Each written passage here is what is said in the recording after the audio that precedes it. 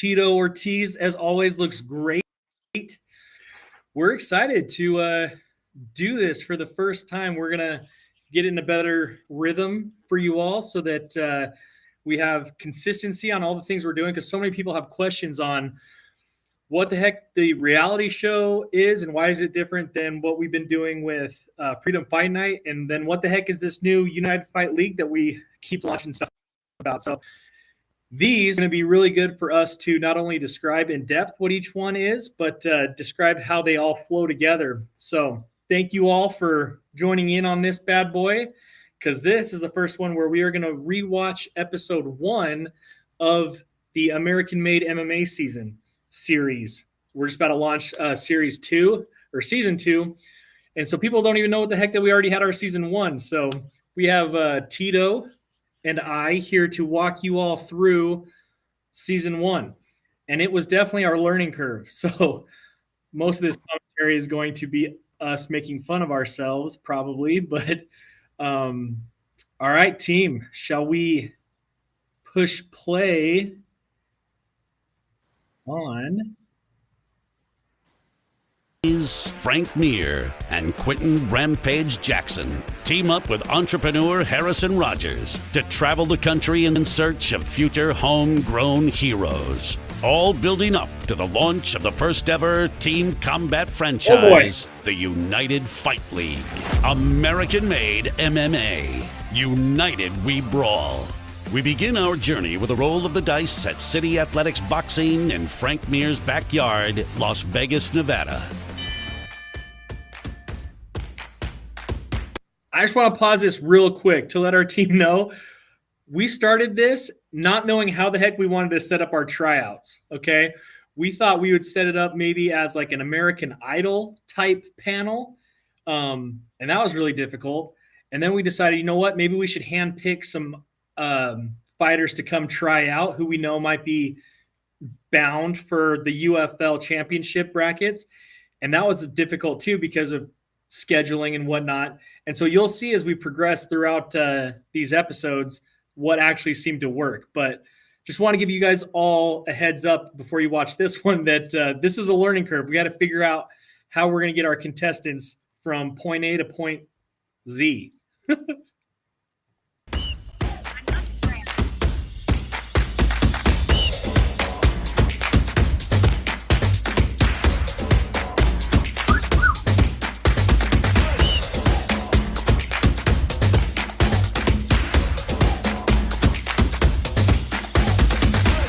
Guys, day 1 done. Rampage, what did you think about Joey?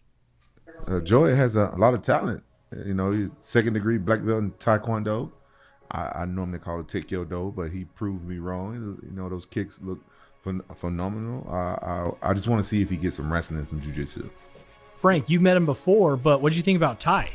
Ty Gorder really is somebody I think is going to be special moving forward. His last fight with us, FFN2, he had his opponent Shane knocked out, man. Caught him, dropped him. He was walking in for the finish. Yeah. There's that footwork. Oh, the high kick coming in early. And the left hand dropped him. And Shane showed great resiliency, bounced up off the canvas and caught him coming in with a left hook and put him out. And that's hard, man. It's really hard to be the guy that everybody says is going to run through somebody, that, you know, this is just a stepping stone for you. Everybody's not taking your opponent seriously, because then when you beat them, no one cares anyways. But when you lose, it's so devastating. Like, hey, maybe you shouldn't be fighting. Maybe you need to find something else. All those stories start up, and you know, Ty's having to deal with that now, and we'll see how he's able to overcome that and come through and fight again. We can't talk from about what I it gather, from what I've seen of him in the Frank's gym. not on yet, but what was so crazy is Frank, of all people, started to get up right after Ty knocked Shane down.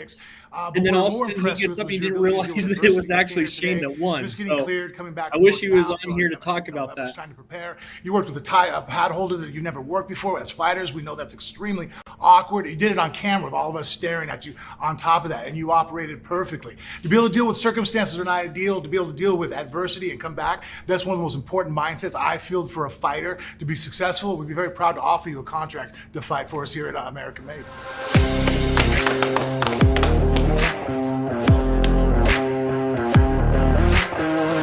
Man, Vegas was great. Super glad we found Joey. That is a wild card.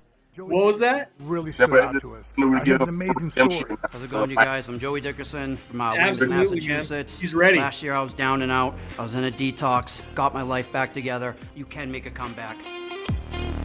Joey has been blowing me up saying that he's ready for redemption as well. Is to show that man or woman I don't want to give that you this can come out of a very episode dark away, place. but Fighting is not just about skills, it's about let's just how much heart you got. say that he's ready for redemption. This would be his first fight. Taekwondo is not, you know what I'm saying, it's not a normal art that you train for when you fight in MMA.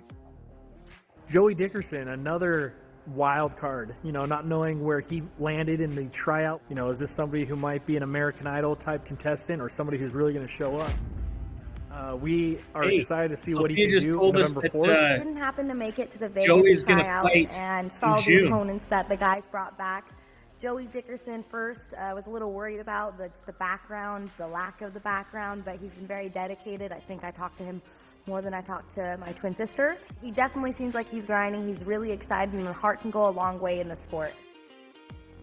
Some of the adversities he's overcome make me already a fan of him, and if we can push forward and give him some good fights, and he really takes advantage of this opportunity that we're giving him, I think he could be a future star. Just look at Sabanowski versus Gorder. A lot of people thought Ty was going to walk through Shane, and it just happened to be the other way around. But that's what the sport is made of. I broke the devil's grip, and you know, you can't fight the fight of your life if you're scared to fight. So I said, you know what? I looked in the mirror one day and I said, you know what? No more. I put on the gloves, I laced them up, and now I'm here. Joey Dickerson, very impressive offense. Your kicks, especially for your size and your build, was extremely sharp and very unexpected of you. But that being said, because you don't have that gym back home, we've seen holes in your game. Obviously, you're gonna have to work on your grappling, your wrestling. But above all things, you have ambition, you have desire. You've accomplished a lot without that gym. I think you're gonna do very well with the contract that we're offering you tonight at the American Made. Before Harrison, my ambitions to fix the MMA world were nothing more than pipe dreams or an old man belly aching over a beer. Harrison actually has given us the vehicle maybe to actually fix this, and sees it also too as a problem. And everybody else, you know, we all see problems, but who's going to go ahead and, you know, grab their tool belt to go out there and actually put some skin in the game, you know, and bleed and hurt. And Harrison's he's done that. He's put a lot of things at risk. I mean, hell, he's restructured his businesses. He stepped back. I mean, he's not just, this isn't just some kind of sideshow for him that if it doesn't do well, he's just going to move on. Harrison will survive. I mean, the guy's a high school dropout that made himself into a millionaire. Business savvy as they come. But at the same time, like, he's putting risk into this. He's putting a lot of himself. You know, if this doesn't do well, it's not going to feel easy. The direction this is going is exactly where Harrison had started out with. When we had a discussion that we wanted to make a league that really was for the fighters, to put them first, to really make them reap the success of all their benefits in their fights, and not just be a product that the fight promotion makes money off of. He stuck to his word, and we're driving forward, and we're actually doing it.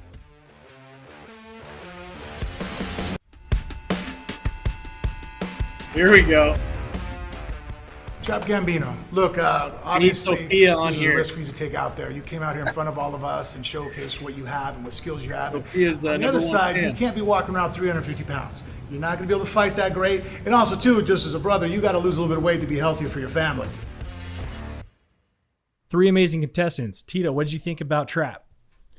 It makes me kind of happy because I think we got an opportunity to save a person's life. Maybe not just him, but I think the fans that will be watching that are sitting on the couch eating junk food and so forth going, if this guy can do it, maybe I can do it.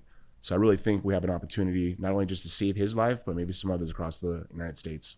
Trap Daddy is not being put on a card with my name associated to it. No offense. That's just disrespectful to Man, every athlete Sophia who's ever got grinded their hammered ass for to that. get here. Well, I mean, obviously, you know, Sophia's a beautiful young lady, you know, and very sweet and very nice, but she definitely has some thorns to her. But She's able to Trap Daddy joke. You get the rose. handled you get it the really thorn. well. He's Sophia. saying She he's can ready to poke you if prove you her don't act wrong. properly. If you take her lightly and think that she's some little kid you're gonna push around. Sophia is like where the rubber meets the pavement, There right? she is. Sophia gets everything done. You know, look, Harrison's a phenomenal ideas guy. He's extremely ambitious, creative, imagination, innovator, trailblazer. You know, but making those ideas work, putting them in fruition, actually making that connection. So my relationship with Sophia started in our very first event, and she put on an amazing event. I knew I had to have her, but I couldn't be more grateful for somebody who I can trust, hardworking, harder working than me. I swear, she's texting, emailing, getting stuff done at 1 in. I don't wish work-life imbalance on anybody, but since she's already doing it, I couldn't be more grateful.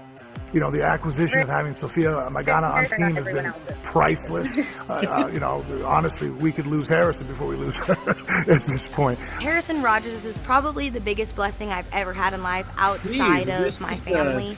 He is the biggest blessing when it comes to a work and business aspect. He teaches me so much, and I think one reason we have a beautiful relationship is because I trust on his knowledge and he trusts on my knowledge. I am definitely very protective of him when it comes to the business aspect of things.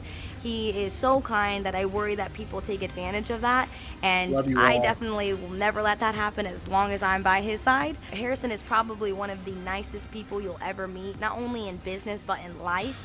It's scary sometimes the way people take advantage of how kind he is, and I guess that's where me and Frank come in, and we're the power, even though Frank is obviously 4 times my size. My bite is pretty vicious, especially when it comes to business. I know how to keep things organized and running smooth, but if they take advantage of his kindness, that's where we play the good cop, bad cop together.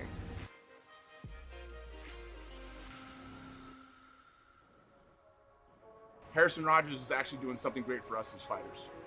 We're building a brand that's going to change. I can love you, Tito. With Frank MIR, Rampage, and myself, we're going to make this happen. With you guys, we're going to make this happen. Tito's ambition, man. Ambition embodied, really is. He's a very driven guy. What you eat, how you train, how you sleep, and the mentality and the people you carry yourself around is what you're going to become. If you want to be grade A, treat yourself like grade A. He's not kidding when we sit there and go, hey, for 12 weeks, I haven't even drank a soda when he's preparing for a fight. He is definitely a work hard type of guy. TITO Ortiz is the bad boy of MMA. He's the first poster boy of MMA. He's the man. It's TITO Ortiz. Quinton's just a great guy. The guy has a big heart, and he's definitely like the very much into brotherhood and love, and just the guy is just a caring guy. Would never step on anybody to get up in the world. Quinton's strongest suit is he actually cares. A lot of guys do things just for money, you know, and not that money can't be a reason, and it should be a little bit in there because you got to pay the bills, you know, you got to feed your kids, right? But if it's the only reason why you get up in the morning, I think it makes you a shallow person, and Quinton actually cares about the people that he works with. You know, I remember he took me to the side when we first met Harrison, and you know, it had some words about, hey man, Harrison's a great guy, we got to make sure you look after him. And it was concern for Harrison, and that actually meant a lot to me that he saw that and actually was concerned enough to actually try to do something about it.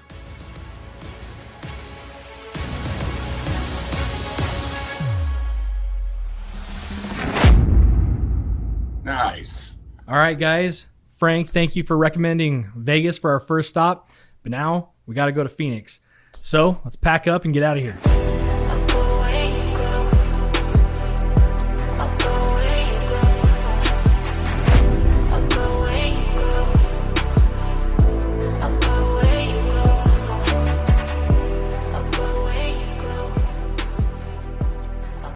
Boom. For the first episode, that was amazing. That was really good. I liked it a lot. Tito, thank you. As you know, that was a rough learning curve. What the heck we were going to do in Vegas. And then I can't wait till we have our episode in your old hometown in California, because that was probably one of my favorite, if not the favorite. Yeah, there's a lot of great talent there, and I think we got a lot out of it. Hopefully in the future we're able to use a lot of those fighters, but hopefully a lot of fighters that are watching this and follow United Fight League and Freedom Fight Night, hopefully they can send in their videos to get an opportunity to fight for our league, to give them an opportunity for healthcare, give them an opportunity, a foot in the game, a piece of the pie of the whole company. And that's what I've always wanted for when I was in the fight game as a fighter. So we're giving this opportunity, thanks for you, to give this for these fighters. And I think that's really important. It makes guys want to fight more, do more promotion, work harder in the gym, work harder outside of the gym, become better people. But at the end of the day, it's about the business in general for us fighters as MMA fighters. I love it. Absolutely. I mean, just in the last couple of days, we've posted, us being officially the first league that offers healthcare and a stake in the company for these fighters to retire on.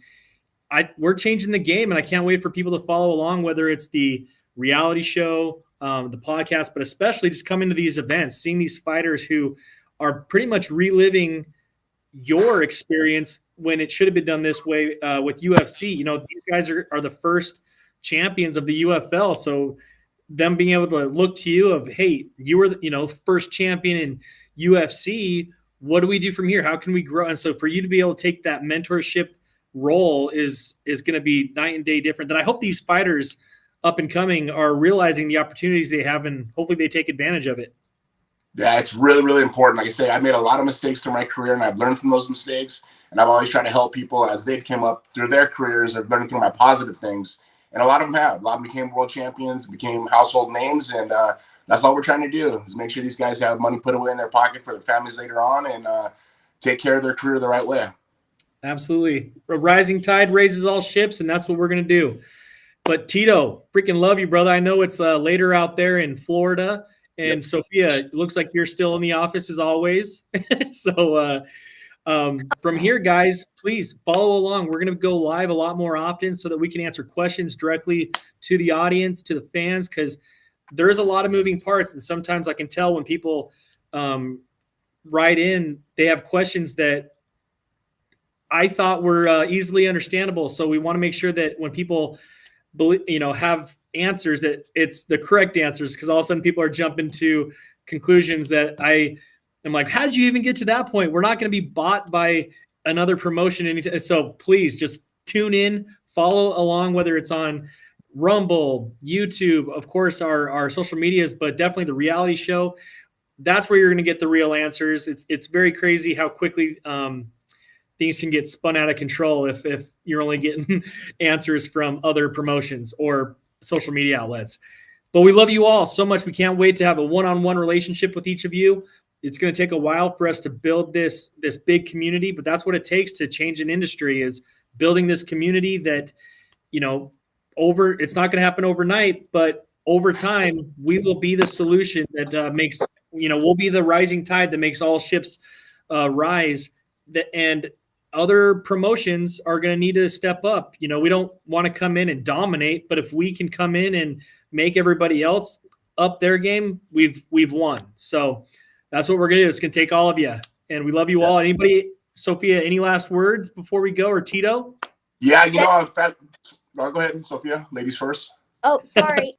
I was just going to say that make sure that you tune in at 7 p.m. Mountain Standard Time to watch our live with the prelims on Rumble, and then it'll take you to locals, and so you can there immediate access. We'll be able to talk to you guys live, answering questions, but the beforehand things, if we can get some enough time going from the cage, we might be able to get some Q&A with him live as well. And you'll see Frank Jackson commentary side with Brian Lacey, with also Harrison Rogers. We will definitely upload all of that, what you said, because Sophia was cutting out quite a bit that they might need to I'll piggyback on that. So all the viewers right now, you guys can pay attention. February 18th, live from Mesa, Arizona. We'll be having our Freedom Fight Night. You guys can tune in here on pay-per-view, but if you do live in Arizona, please come out to the Bell Park. Is it Bell Park Arena? Is that correct? Bell Bank Park. Yep. Come out, get autographs from me, Frank, and Rampage. See some great fighters, up-and-coming fighters. But you guys get that opportunity to do that, you come here on Rumble. I believe it's /local, and buy the pay-per-view cheap. Watch some up-and-coming fighters. Find fighters that you fall in love with, that you can watch their careers evolve through United Fight League.